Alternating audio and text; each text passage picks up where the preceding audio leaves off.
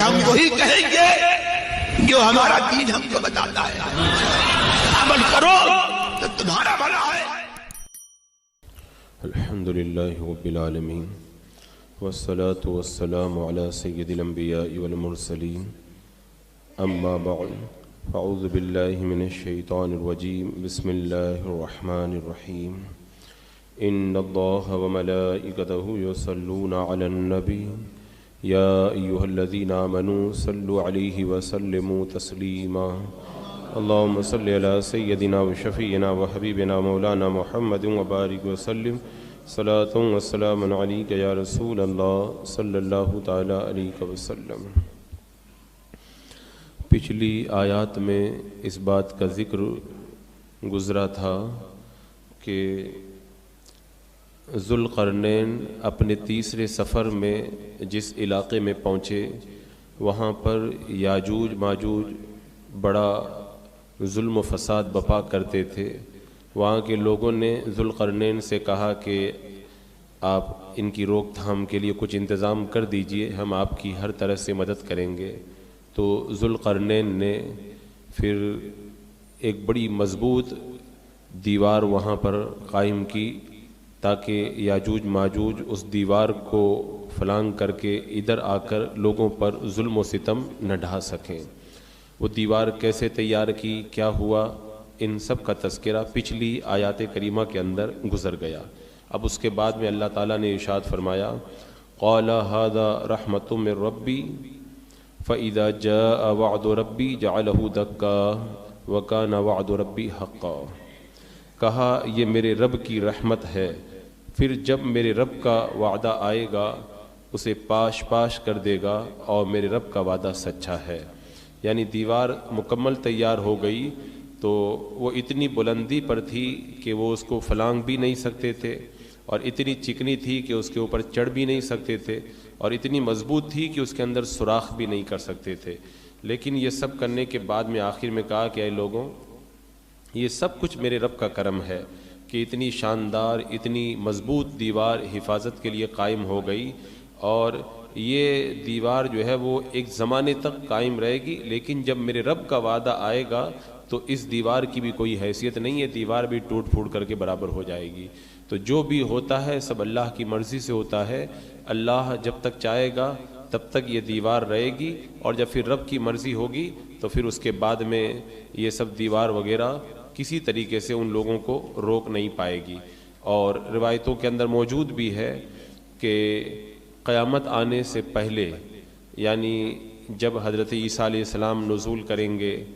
اور دجال نکلے گا، پورا جو قیامت سے پہلے کی جو نشانیاں ہیں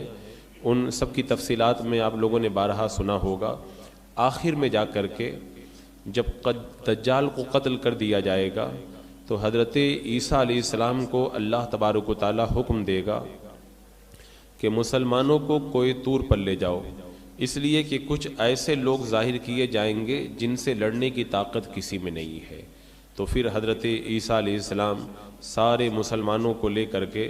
کوہ طور پر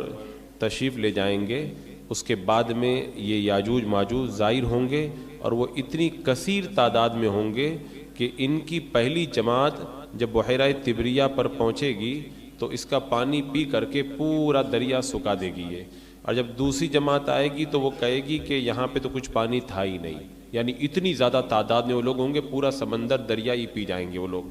پھر دنیا میں وہ لوگ بڑا فساد، قتل اور غارت گری کریں گے۔ جب فرصت مل جائے گی تو یہ یاجوج ماجوج کہیں گے کہ زمین والوں سے تو ہم نپٹ لیے، اب چلو آسمان والوں کو قتل کرتے ہیں۔ یہ کہہ کر کے وہ لوگ اپنے تیر آسمان کی طرف پھینکیں گے، اللہ کی قدرت کہ ان کے تیر کے اوپر خون لگا ہوا واپس آئے گا وہ۔ تو یہ اپنی انہی حرکتوں میں مشغول ہوں گے، اور ادھر پہاڑ پر حضرت عیسیٰ علیہ السلام اپنے ساتھیوں کے ساتھ میں پناہ لیے ہوئے ہوں گے، یہاں تک کہ اس وقت کھانے پینے کی بڑی قلت ہو جائے گی۔ زمین پہ یاجوج ماجوج کا قبضہ ہوگا اور سارے مسلمان پہاڑ پر ہوں گے۔ اس وقت گائے کی سری اتنی مہنگی ہو جائے گی، حدیث پاک میں آتا ہے جیسے تمہارے نزدیک 100 اشرفیوں کی قیمت بھی نہیں ہے۔ یعنی سونے کے 100 سکے دے کر بھی اگر کوئی گائے کی سری مل جائے گی تو آدمی لینے کے لیے تیار ہو جائے گا، اتنی قلت ہوگی۔ اس وقت حضرت عیسیٰ علیہ السلام اپنے ہمراہیوں کے ساتھ میں اللہ تبارک و تعالیٰ کی بارگاہ میں دعا کریں گے تو اللہ تعالیٰ یاجوج ماجوج کی گردنوں میں ایک قسم کا کیڑا پیدا کر دے گا، اور ایک کیڑا ان کی دم میں پیدا کر دے گا، جس کی وجہ سے وہ سب کے سب مر جائیں گے۔ اور پھر ان کے مرنے کے بعد میں حضرت عیسیٰ علیہ السلام پہاڑ سے اتریں گے تو دیکھیں گے کہ تمام زمین ان کی لاشوں سے اور بدبو سے بھری پڑی ہے،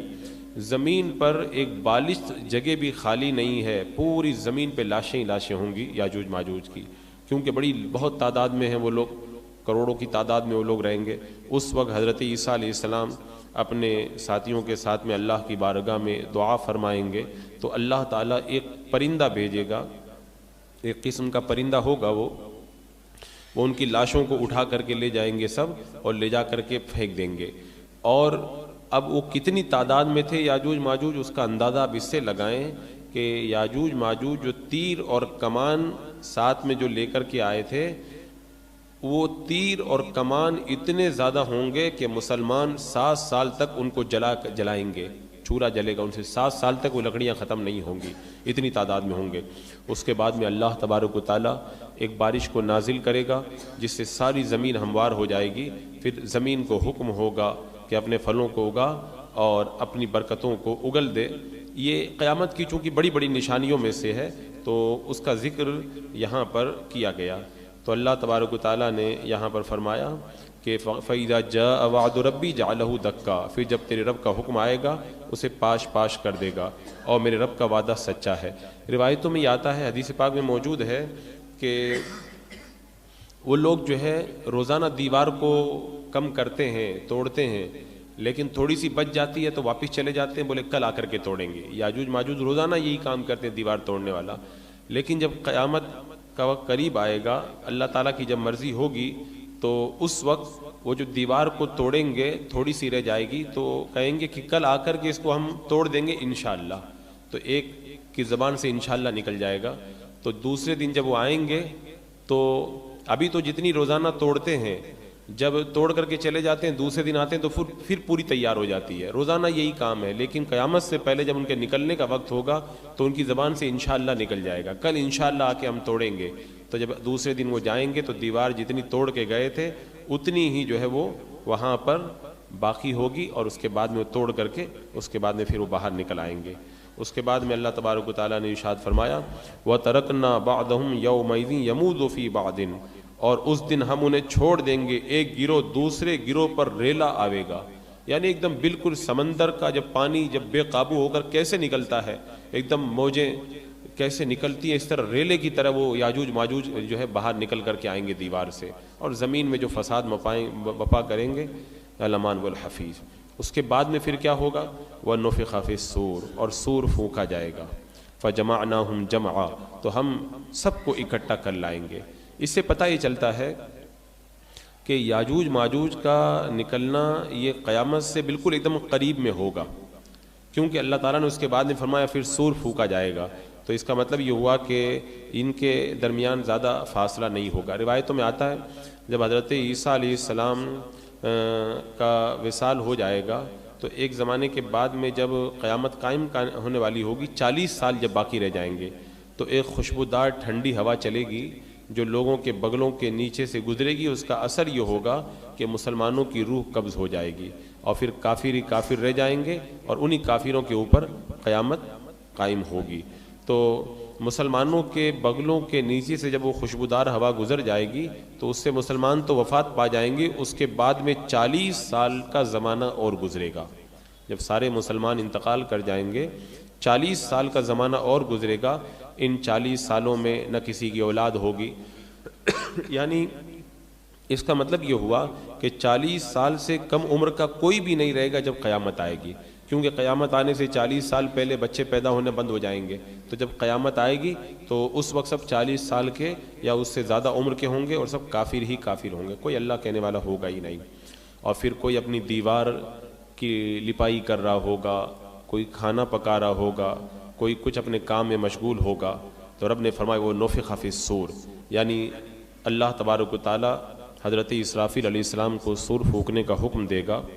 شروع میں جب سور پھونکا جائے گا تو اس کی آواز بہت باریک ہوگی اور دھیرے دھیرے وہ آواز تیز ہونے لگے گی، لوگ کان لگا کر کے آواز سنیں گے، یہ کیسی آواز آ رہی ہے، اور پھر جب سنیں گے تو بے ہوش ہو کر کے گر پڑیں گے اور مر جائیں گے۔ اور پھر جب سور پھونکا جائے گا تو آسمان، زمین، پہاڑ